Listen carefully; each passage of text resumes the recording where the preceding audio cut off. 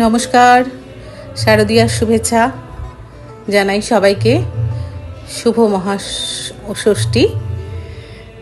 সকালটা আজকে যেহেতু রবিবার, একটু দেরি করেই সকাল আজকে শুরু হলো। মেয়ের ছুটি, আজ ওর বাবা বেরিয়ে গেছে, ছুটি থাকে না রবিবার দিন। সকালে তাই আজকে রুটি তো খেতে চায় না, একটু পরোটা করে দিয়েছিলাম ওকে, পনিরের সবজি দিয়ে, পনির দিয়ে আর পরোটা।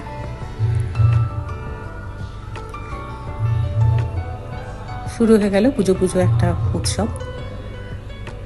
আমাদের বাঙালিদের আজ থেকেই পুজো। তাড়াতাড়ি সব কাজ সেরে নিয়ে এখানে একটা কাছেই পুজো হয়, যাব অষ্টমীর পুজো দিতে।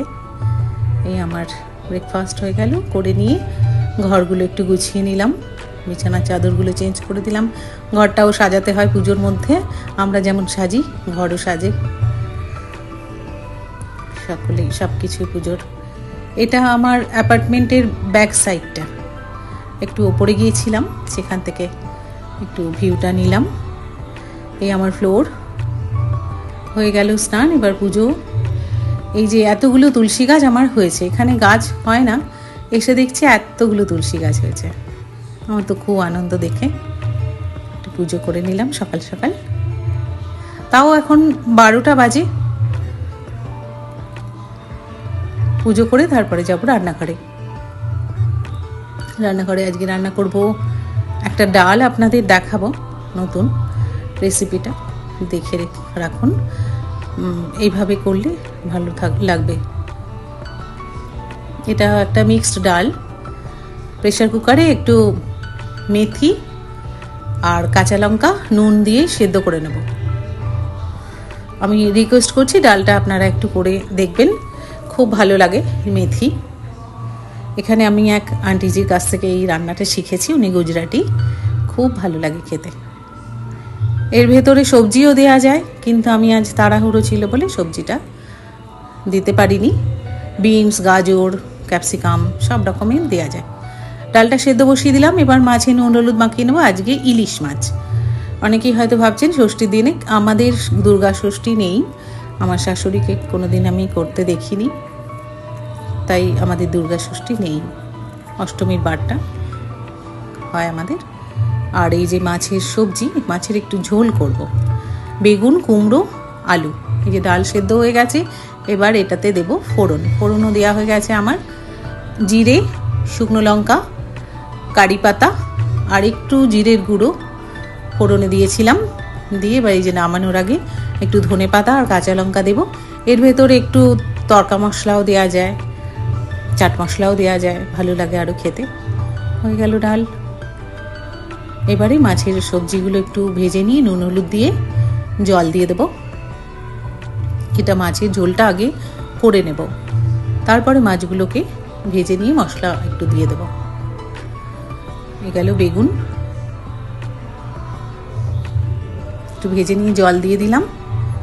এবার এটা আস্তে আস্তে সেদ্ধ হোক, ততক্ষণে আমার মাছ ভাজা আর একটু মশলাটাও কষিয়ে নেব। এই যে ডাল নেমে গেছে, ডালটা এরকম দেখতে হয়েছে, খেতে কিন্তু খুব সুন্দর হয়েছে।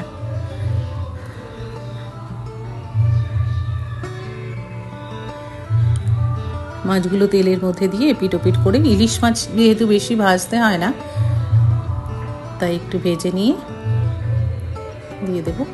আপনারা সবাই পুজো কেমন কাটালেন আমায় কমেন্টসে জানাবেন। পুজো আজ থেকে যদিও শুরু, আমাদের ওখানে তো খুবই পুজোর ধুমধাম।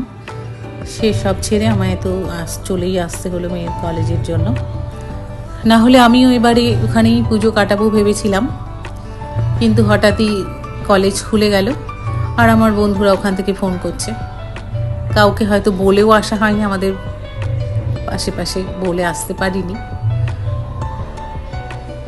এই দিলাম রাঁধুনি, কালো জিরে, শুকনো লঙ্কা ফোড়ন, একটু সাদা তেল পরে দিলাম। সাদা তেলটা এমনই একটা জিনিস যে রান্না একটু তেল কম মনে হলে দিয়ে দেয়া যায়। আর এই একটু জিরে বাটা।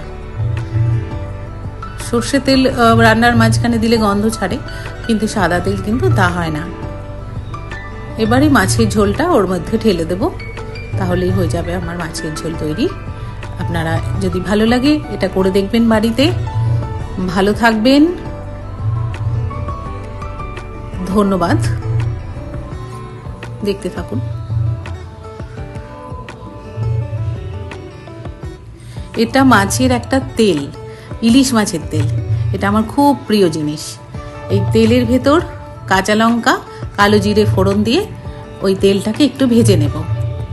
যারা নতুন রান্না করবেন তারা কিন্তু কাঁচা লঙ্কাটা দেবেন না, কাঁচা লঙ্কাটা কিন্তু ছেটে, আজ আমার ছিটেছে। আর মেয়ের জন্য একটা মাছ ভাজা, ও ভাজা খেতে খুব ভালোবাসে, তাই দিয়ে দিলাম। শুভরাত্রি।